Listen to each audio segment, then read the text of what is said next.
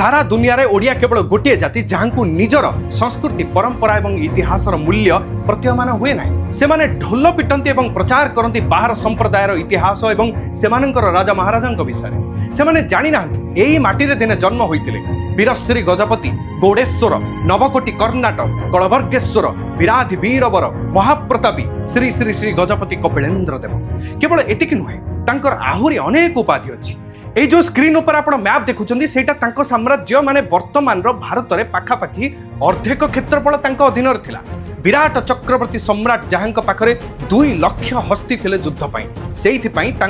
गज मानकर पति बा गजपति बोली कहा जाउथला केते जण ओडिया ए विषय अवगत तेणु से